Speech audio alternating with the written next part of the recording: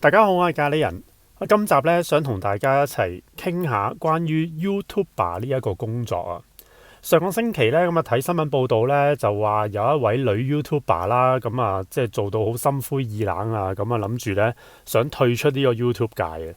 咁啊嗰個都唔怕開名啦，叫阿 Ring 啦，佢本身個頻道叫做 Ring is Here 啦，就專講一啲理財啊，又或者一啲財務自由嘅方案啊等等。咁啊前身係一個 banker 嚟嘅。咁啊冇做呢個職業之後呢，咁啊出咗嚟，咁啊自己拍 YouTube，同一啲年青人分享下一啲理財嘅一啲方法。咁本身呢個理念其實好好嘅，即係佢做嘅時候都係想幫到其他人啦，即係希望大家即係諗嘅嘢呢，唔好話真係執埋一邊，覺得心灰意冷，覺得呢個世界或者呢個社會呢已經冇出路冇前途啦，不如教下大家一啲理財嘅方法，可以呢做好自己嗰盤嘅經濟咁樣。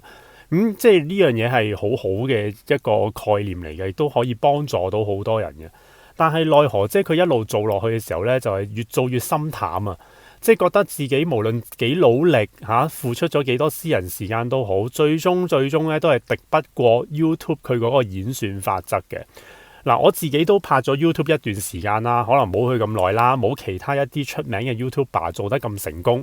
但係我都自己真係有實在參與過喺 YouTube 上面經營一個頻道，我可以即係貼地啲同大家分享下，其實即係成件事由頭到尾點樣行到今時今日，同埋我哋做 YouTuber 呢，即係要去即係同呢一個 YouTube 嘅演算法則去角力呢，係幾咁痛苦嘅一件事嚟嘅。嗱，即係我自己由一開始移民台灣嘅時候拍 YouTube 分享自己嘅生活，跟住開始陸陸續續就會講一啲關於移民政策啊、移民嘅消息啊、新聞啊咁樣啦。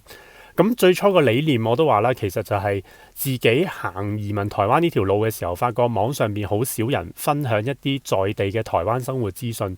大部分都只係一啲可能移民公司啊，或者一啲移民顧問啊，又或者一啲係專做移民生意嘅人淨係講一啲唱好台灣嘅嘢。咁一啲貼地啲嘅生活上嘅細節呢，就冇乜人分享嘅。咁所以我先至諗到條橋出嚟，話不如我將自己嘅生活經歷咁用一個語音形式分享俾大家咁樣。咁等一啲嚟緊都準備想移民台灣嘅香港人聽到之後，可以了解多啲在地台灣生活係一個點樣嘅實況，先至去作出一個決定。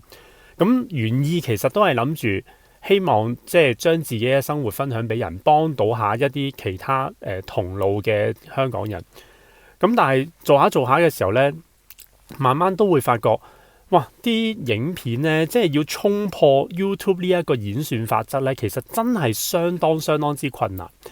首先就係而家今時今日你要即係做一個 YouTuber 咧，其實係相當之容易啦。你只要有一部手機喺手，係咪？你簡單到好似咖喱人咁樣，淨係開個咪咧，用一個語音形式就已經可以出一條片噶啦。咁所以其實而家聽緊嘅你咧，你想成為 YouTuber 都係好簡單噶咋。嗱，你裝咗個 YouTube app，右上角咧咁啊有個加號咁啊喺嗰度撳一撳，咁你就可以上載一條影片噶啦。咁你只要上載咗你第一條影片，其實你已經喺名義上係一個 YouTuber 嚟噶啦。只不過你可能會覺得我仲未可以靠 YouTube 呢樣嘢去賺錢去生活。咁因為你未開到個盈利功能咁解啫嘛。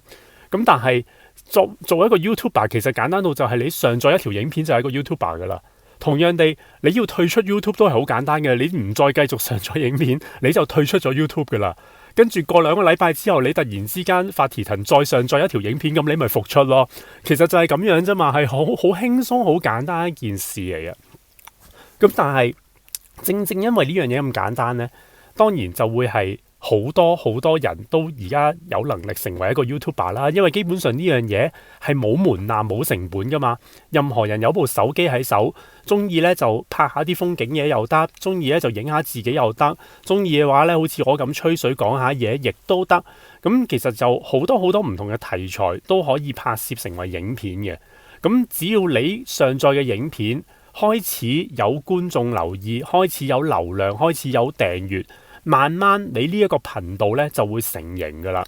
咁其實就係咁樣就做咗個 YouTuber 噶啦。當日咖喱人我都係咁樣開始嘅咋。其實就係無聊到自己將自己寫嘅網誌咁跟住咧就讀咗出嚟，咁啊變成咗一個語音，跟住 upload 咗上個 YouTube 度。點知 upload 咗好幾條之後咧，發覺咦有人中意睇嘅喎，有人會留言話俾我知啊，你咁樣分享啲生活咧係幫我即係知道了解更多台灣生活咁樣。咁慢慢開始咧就會累積咗一定嘅一個訂閱人數啊、觀眾啊同埋一啲支持者。咁你開始你會有嗰種成功感嘅，你會想繼續做落去嘅。咁但係呢一樣嘢咧，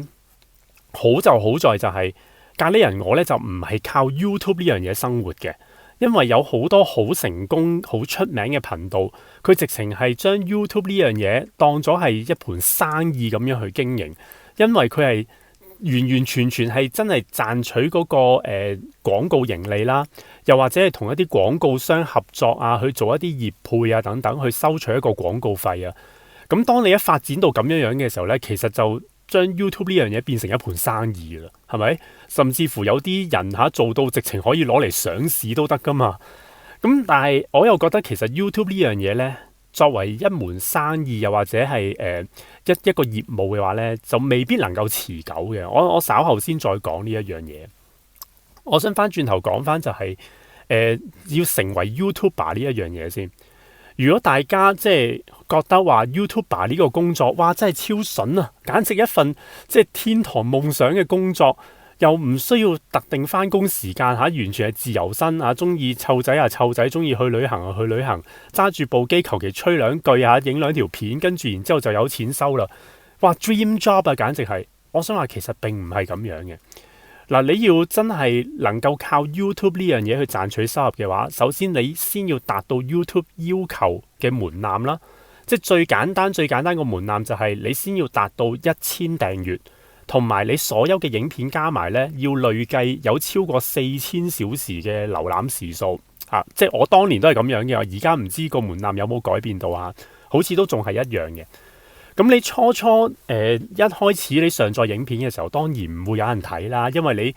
你點會一個全新嘅頻道零訂閱上載一條影片，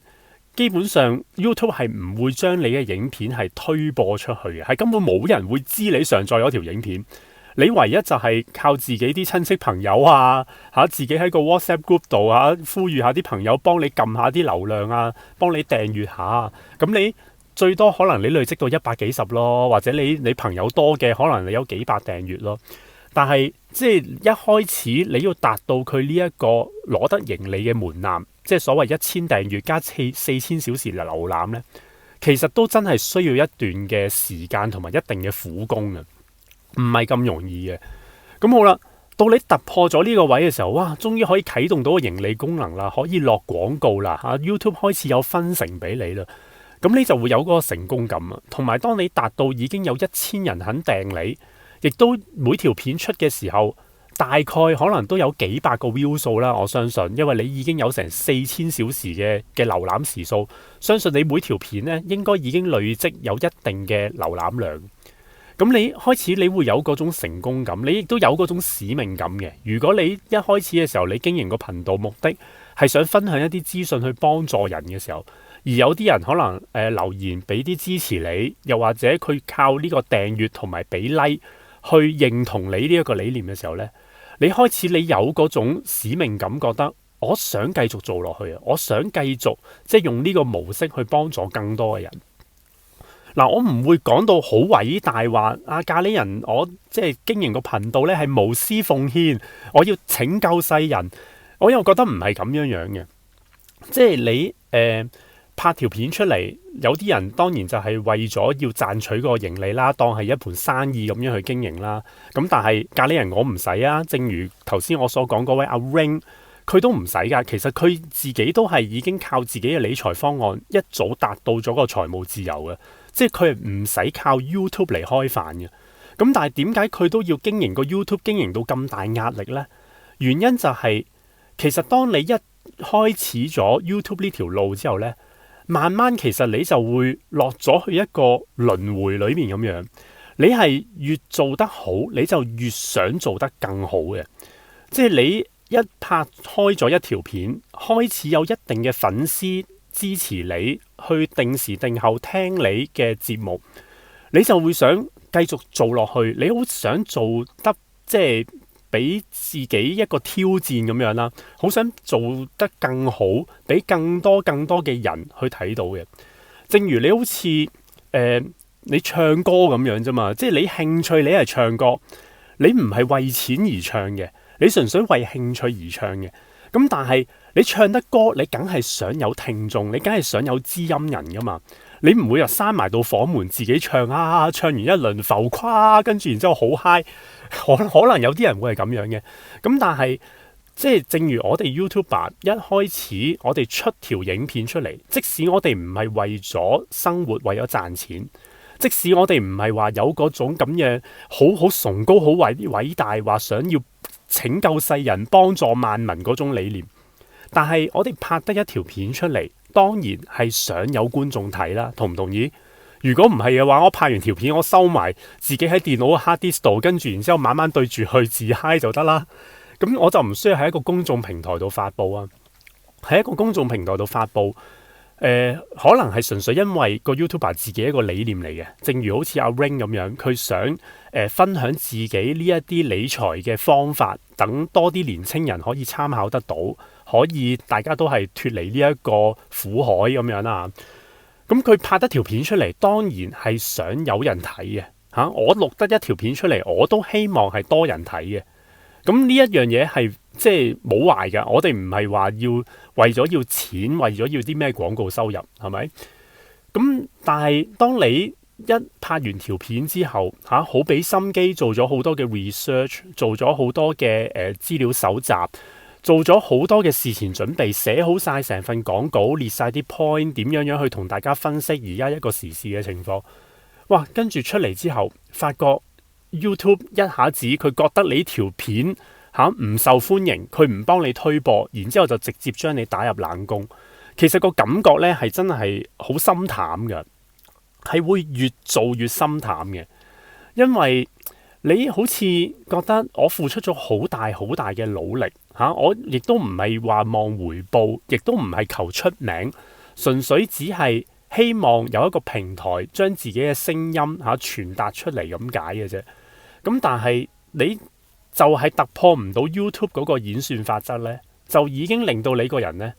係十分之 burn out 嘅。即係正如阿 Ring 所講，你係好灰心嘅成件事上面。你嗰條片即係你一定係花咗好多心力時間落去準備去做出嚟，諗住係希望做到最好俾大家睇到。但係奈何就係因為 YouTube 呢一個玻璃天花將你隔走咗，咁你就即係從此呢條片呢，就係消失喺茫茫 YouTube 大海之中嘅。我好多人覺得就係上載一條片頭24小時嘅流量係最重要啊嘛，係咪？即係好多嘅 YouTube 教學片都係咁樣話俾你聽嘅。最緊要頭24小時內一定要係一個好高嘅熱門度，好多人入去點擊，好多人喺嗰度留言，好多人俾 like， 亦都好多人睇，而且睇嘅時間要夠長。咁 YouTube 就會覺得你呢條片呢就係受歡迎嘅。但係我想話最近呢，我相信因為可能啲片嘅數量呢已經比以前多咗好多，所以呢，而家一條片嘅生命呢已經唔再有成24小時咁多噶啦。好多時我一上載影片嘅時候，我發覺其實你頭一個鐘頭嘅瀏覽量已經決定咗你條片嘅生死啊！我相信有經營過或者上載過 YouTube 影片嘅網友呢，你係會感受得到呢一樣嘢嘅。條片一上載嘅時候，頭一個鐘頭內，如果佢係即係有不停 keep 住有人去點擊，有人去睇，而且大家停留喺嗰條影片嘅時間呢，尚算都叫耐嘅。譬如我拍咗條30分鐘嘅語音影片，大家可能係聽咗20分鐘先至 click 走嘅，就唔係嗰啲一入嚟聽咗頭7秒之後就刪咗條片去啦。YouTube 就會覺得你呢條片呢係一定係好無聊啦，一定係悶親人啦，所以人哋一入嚟呢唔夠1分鐘就撳走咗咁樣。咁所以呢，其實 YouTube 嗰個演算法則呢係一件相當之複雜，而且係相當之無情嘅一樣嘢嚟嘅。佢就係睇住各位用家喺頭嗰一個鐘頭內多唔多人點擊入去你條片先睇下你條片個標題吸唔吸引啦，你條片個縮圖吸唔吸引啦，引唔引到人嘅眼球注視落去你條片，撳你入去啦，多唔多人點擊啦？呢個第一樣嘢啦。第二樣嘢就係啲人點擊入去之後，佢喺呢條片度停留幾耐時間啦。然後啲人睇完條片臨走之前有冇撳埋個 like 先走啦？定還是啲人睇完之後都係求其都刪咗交叉去啦？like 同 dislike 都唔撳，呢個係最差嘅。即係人哋肯 dislike 咧，起碼 YouTube 都覺得咧你條片咧係會勾起到啲人嘅反應就算係 dislike 都係一種反應。但係佢最差就係啲人聽完條片之後咧就係 like 同唔 like 都直情唔撳，就咁交叉咗條片走咗就算數啦。咁 YouTube 又會覺得，即係你呢條片引唔到引起任何嘅迴響啦，冇人想討論你呢條影片啦。咁於是咧佢又開始慢慢就會推走你啦。咁成件事係發生喺頭一個鐘頭嘅咋。如果你一上載完條影片，頭一個鐘頭內已經啲反應係冷冷淡淡，冇乜人睇，大家睇好短時間睇完又唔俾 like，咁佢就覺得呢條片冇乜料到啊。咁跟住佢就之後咧就會慢慢開始咧就用其他海量嘅影片咧就將你推走咗噶啦。而家惡劣到個程度咧係，就算訂閱咗嗰個頻道YouTube 都未必會將佢嘅影片係推播俾你。點解我會知呢？因為我自己其實係有兩部手機嘅嗱，即係做得 YouTuber 嘅話，其實有兩部手機係好平常嘅事嚟嘅，大家就唔使覺得好奇怪。我一部手機呢，就係掛住而家咖喱人呢個頻道啦，咁另一部手機呢，亦就係我自己私人嘅啦，即係攞嚟自己睇嘢啦，亦都譬如我用翻我自己個人嘅 Facebook account Instagram account 咁我就可以將兩樣嘢分翻開。咁當我另一部手機即係私人嗰部手機開嘅時候呢，咁其實大家都明啊，咁我一定會訂閱翻自己個頻道噶嘛，係咪？咁同時間我亦都會有訂閱咗好多其他我自己有興趣去睇去聽嘅頻道嘅。咁但係有陣時我發覺就係我自己喺咖喱人個頻道上載咗一段影片之後，我用我自己另一部手機去打開呢，發覺我睇唔到嗰條影片嘅推播。我睇唔到自己條影片嘅推播，你話奇唔奇怪？我訂閱咗頻道喎，跟住後尾我就發覺，我知點解啦。因為我另外嗰部私人手機呢，我係訂閱咗好多好多其他嘅頻道嘅，即係好多有啲時事啊、網台啊嗰啲咁嘅頻道啦。咁佢哋出片呢係真係好勤力嘅，佢哋可能一日就出5-6條片啊、8條片啊咁樣樣，幾乎呢即係每一日係即係事無大小啊，所有嘅時事議題啊，不停咁樣喺度語音推播。咁所以呢，就算我自己訂閱咗自己咖喱人個頻道都好啦，我而家 around 都係一個星期出1至2條影片，有陣時懶嘅話都唔出添，廢鬼事啦！自己都做到心灰意冷，冇乜話題嘅時候唔出啦。咁 YouTube 覺得我頻道唔熱門呢，直頭我出新片呢，佢都唔推落去我部私人手機度啦。我淨係見到就係嗰啲好勤力不停出影片嗰啲頻道，佢咪會不停咁推播咯。咁所以而家連訂閱咗都收唔到推播嘅時候呢，咁你諗下訂閱者都唔入嚟睇影片啦，仲有啲乜嘢？佢仲點可能會推俾一啲其他未訂閱嘅陌生人呢？嗱，好似我自己喺 YouTube 嘅後台呢，其實係會睇到每一條影片嘅觀眾係嚟自邊一啲地方嘅，即係包括就係地理位置上嘅地方啦。譬如嚟自香港有幾多，嚟自台灣有幾多，嚟自英國有幾多咁樣，咁係睇到個百分比嘅。另外亦都會睇到就係啲觀眾群呢，係嚟自已訂閱嘅人有幾多啊，未訂閱嘅人有幾多啊，又或者係嚟自於透過其他譬如 WhatsApp 分享影片嘅，再撳翻入嚟睇嘅有幾多啦？喺 Facebook 度撳呢條 link 而入嚟睇嘅人又有幾多啦？咁全部其實我可以睇到個百分比嘅。咁我而家睇到嘅嘢其實就係好多時呢，我啲瀏覽量呢都係嚟自於一啲未訂閱嘅人數嘅。咁訂閱咗嘅人嗰啲去咗邊度呢？即係我衰衰地我都講緊有9000幾訂閱噶嘛。雖然而家係陸續減少緊啦，我亦都可以話俾大家聽點解會減少緊嘅。咁喂，我都有成9000幾訂閱㗎，我當你有10% 嘅人睇到我嘅推播之後會入嚟，係咁以撳一撳個影片，呢度都起碼有900幾個 click 㗎嘛，係咪？但係又唔係咁樣喎，事實上即係真係好多時出完一段影片之後有陣時有啲片可能得幾百嘅 view 數，仲有當中大部分係嚟自於一啲未訂閱嘅瀏覽添。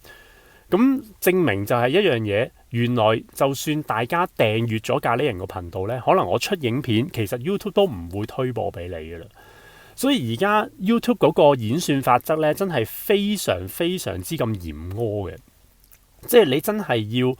去到哇，人哋係成個團隊咁樣，係真係有人負責拍片，有人負責打燈，有人負責收音，有人負責剪接，另外有一 team 人係專門同你跑呢一個 YouTube 嘅演算法每一次上載嘅時候，點樣去用嗰啲咁嘅縮圖用標題用關鍵字等等等等，即係用各方面嘅嘢去突破佢嘅演算法則令到佢嘅演算法願意推播你條影片呢，你先至有機會去生存落嚟。否則嘅話呢，就會好似咖喱人啦，又或者好似呢位阿 Ring 咁樣啦，最終呢就係好心淡，好心淡，就係覺得自己付出咗好多好多嘅努力，然之後呢，最終都係敵不過就係 YouTube 個演算法，就將你條影片辛辛苦苦做嘅影片呢，就直接打入冷宮。好似阿 Ring 咁樣，直情佢話佢已經係請埋人嚟幫手做啦，希望即係靠多啲人手大家負責唔同嘅崗位。咁希望做到啲影片質素更加高，咁但係你請得人手嘅話，你又要好多嘅薪金啦，好多嘅成本啦，又即係好多人際關係上面嘅嘢要一齊去配合啦。咁即係咁辛苦，又付出埋自己咁多嘅私人時間，犧牲埋自己嘅家庭，將自己全副嘅生命投入晒落去 YouTube 呢一樣嘢度，換嚟嘅結果就係一下子俾人打入冷宮。咁呢樣嘢係令到我哋好多好多辛辛苦苦經營嘅 YouTuber 咧係好心淡嘅。所以點解咁多 YouTuber 真係做到自己真係自己係心灰意冷，話要退出話要減產甚至乎即係要永久同 YouTube 割席咁樣。咁呢個係不無道理呢一樣嘢真係。YouTube 而家嗰個演算法呢，其實係相當之咁無情咯。對於呢啲創作者嚟講，但係在於佢自己係一個廣告商嚟講呢，佢其實佢冇壞嘅，佢無限量咁樣去收取大家即係去提交呢一啲咁嘅創作嘅藍本俾佢，然之後佢用自己嘅演算法則去挑選一啲最熱門嘅出嚟。去推播俾啲觀眾，同時間夾附廣告落去，呢一樣嘢其實佢係即係以廣告商營運嘅概念嚟講呢，佢完全係冇任何損失㗎，係咪先？做嗰個係你啫嘛，你做到條影片曉飛都好，跟住然之後佢覺得廣告商唔 like 或者覺得觀眾咧未必會 buy 你呢條影片，唔多人睇廣告，冇廣告收益，咁佢咪將你條影片劈埋一邊咯。佢唔使同你交代任何嘢噶，因為佢同你嘅廣告分成就係建基於個瀏覽量噶嘛。咁佢唔俾瀏覽量你，佢就唔需要俾任何嘅廣告分成你，就係咁簡單啦。所以佢係冇成本噶。咁變咗成件事 YouTube 呢一樣嘢呢，我哋作為創作者呢，係真係同佢賭鋪大細咁樣嘅啫。做完一樣嘢之後，交俾佢，跟住佢可能望兩眼之後唔 like，跟住然之後 ban 咗你，咁你嗰條片就玩完噶啦。你無論你付出幾多辛辛苦苦嘅努力，冇就係冇噶啦咁樣。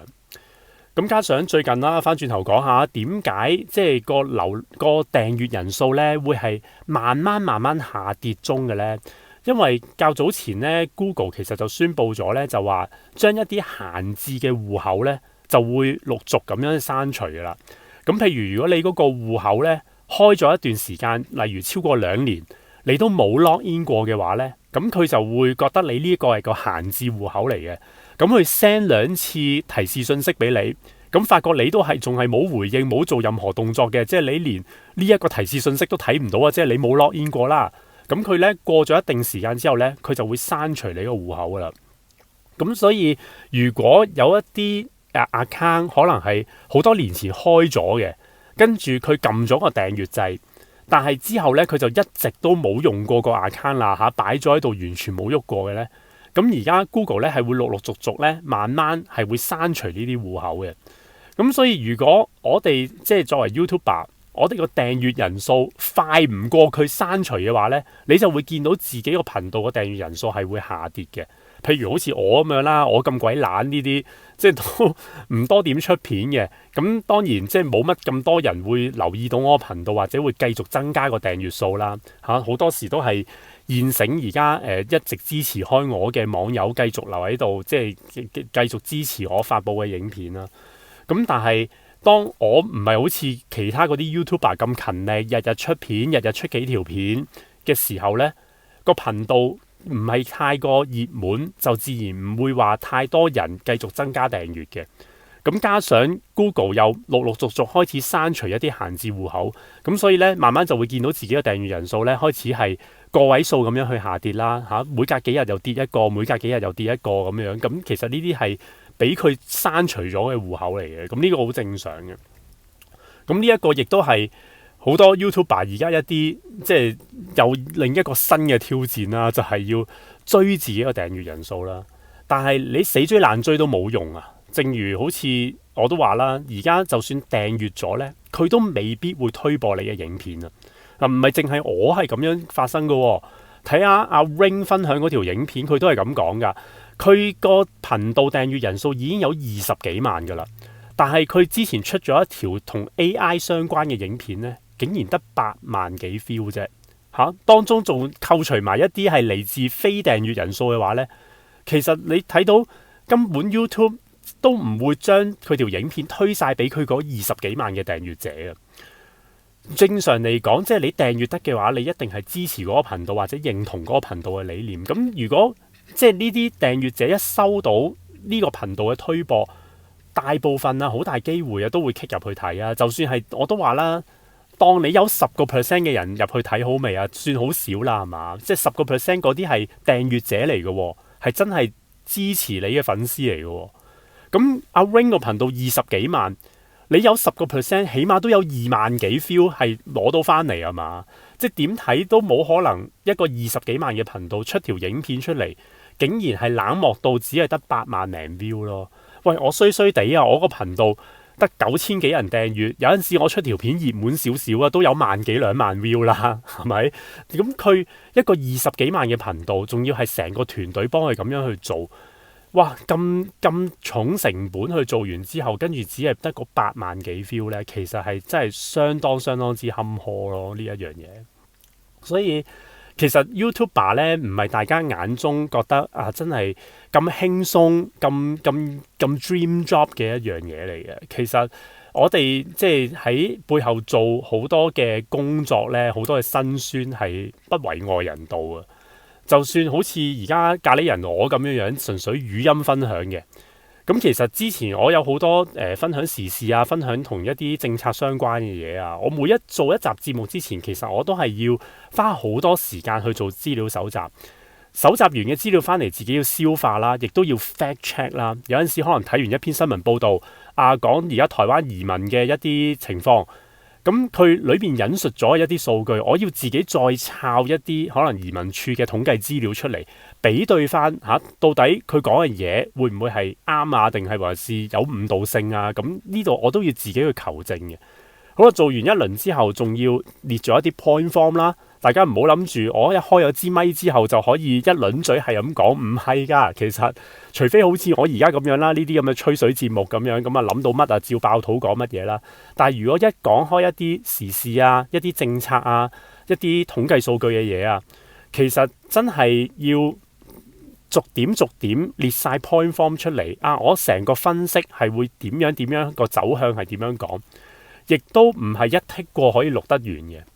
好多時又要即係可能錄幾次啦，即係講完一次之後發覺啊，好似咁樣講呢，比較累贅啲，又或者好似帶唔出個重點，好似有啲轉咗彎喎，跟住之後又要補翻錄翻呢一段再講一次，跟住再將佢剪接補翻埋一齊。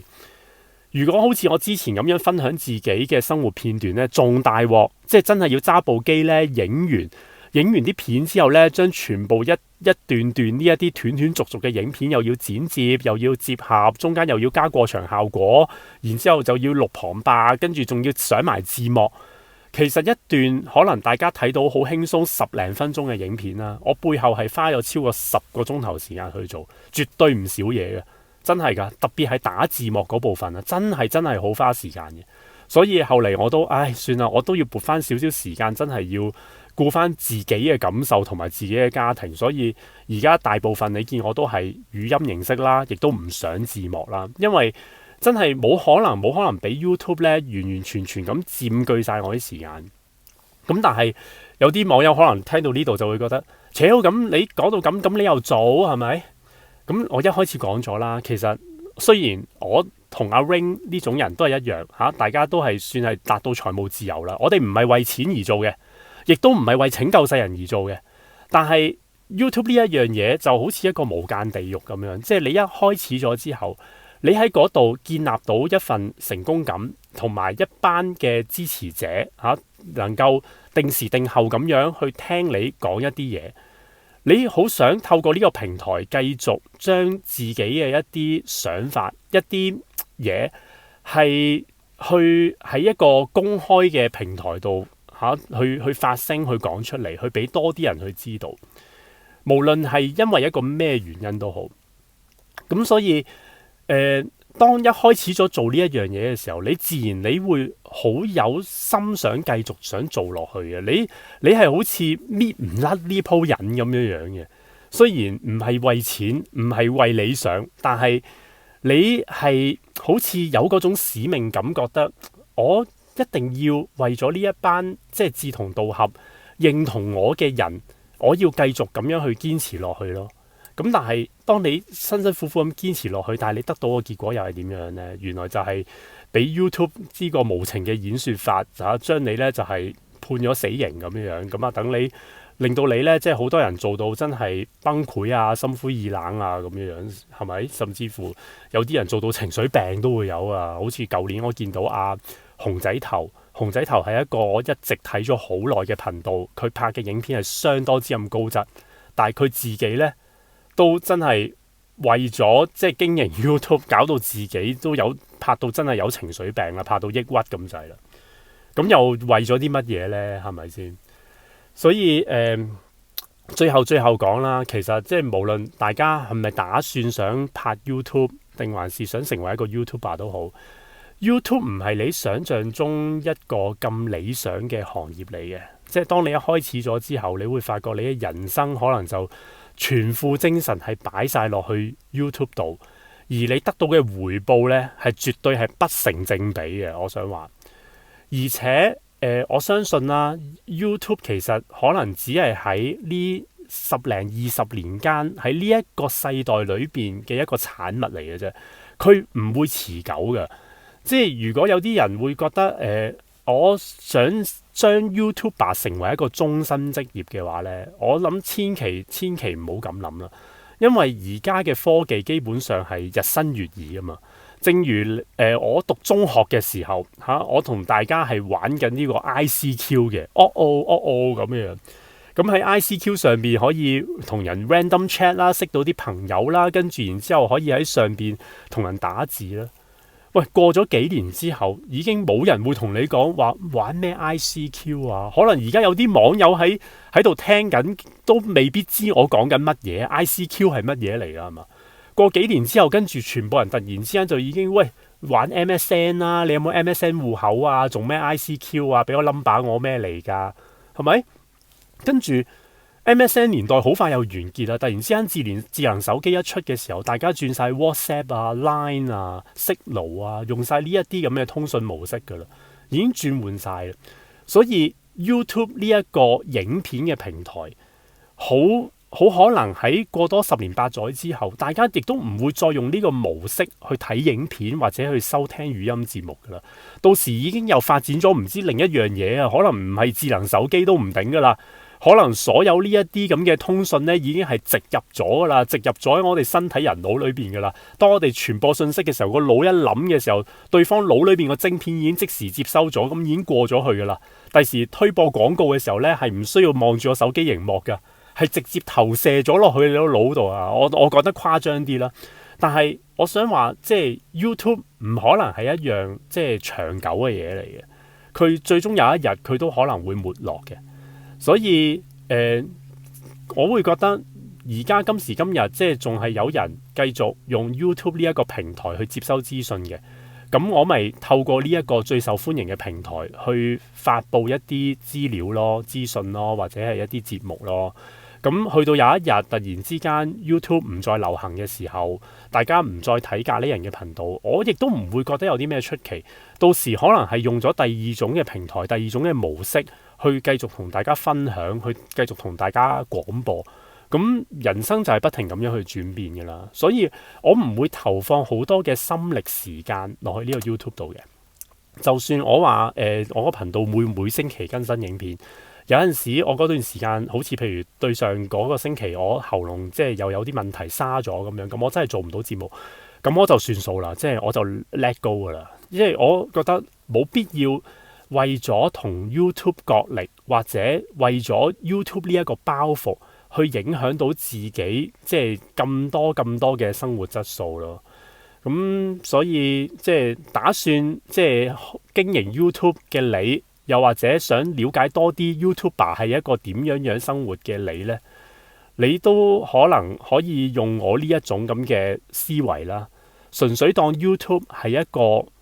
免費同埋一個輕鬆嘅平台，去分享下一啲嘢，咁就算數啦。唔好指望靠 YouTube 去賺取收入，亦都唔好指望靠 YouTube 嚟出名或者出位，係啦。因為而家好多人因為覺得 YouTube 經營咧越嚟越艱難，所以就做咗好多嘩眾取寵嘅嘢，希望出位啊，希望突圍啊咁樣樣。好似對上台灣有個晚安小雞做咗一啲好不智嘅行為，都係但求出位啫嘛。咁但係唔好寄望呢一樣嘢，因為好快 YouTube 呢樣嘢可能隨時沒落㗎啦。咁你就算你喺 YouTube 上面係一個幾出名嘅百萬網紅都好，突然之間呢個平台一消失嘅時候，你就跟隨住呢個平台一齊消失嘅，所以唔值得花太多時間心力落去咯，係咪？大家見我都係一直做咁耐，唔係為錢，更加亦都唔係為咗出名啦，係咪？如果為出名嘅話，我路養啦，係咪？行出街嘅話，個個一嚟到，見到認得咖喱人啊，我認得你啊，Yo 咖喱人耶，OK，咁我唔係啊，係咪？即係我由始至終，我就算即係拍影片，我都係戴口罩遮樣嘅，即係我都唔寄望話靠呢一個平台嚟要攞到啲什麼嘅光環啊，要攞到什麼嘅名氣啊，完全唔係呢一樣嘢咯。只不過就係好似我頭先舉個例子，好似唱歌一樣，我好想喺呢個平台度揾到知音人咁解嘅啫。大家認同我嘅理念，覺得我講嘅嘢係貼地嘅、有道理嘅，你唔想一味聽埋嗰啲咁嘅偏頗嘅嘢嘅，咁咪撳個訂閱掣、撳個 like 咯。純粹就係咁樣樣。咁然之後，我知道原來網上邊有一班志同道合嘅人係認同我嘅理念嘅。我就會有呢一個動力去繼續做落去嘅啦，就係咁簡單嘅啫。咁啊，希望嚟緊即係喺 YouTube 上邊可以繼續同大家咁多位志同道合嘅網友用一個語音形式去分享，咁亦都靠呢一個平台可以睇到更多各位網友嘅留言，去對我繼續做呢個支持咯。好啦，多謝晒大家聽咗咁耐啦，咁我哋下一集再見，拜拜。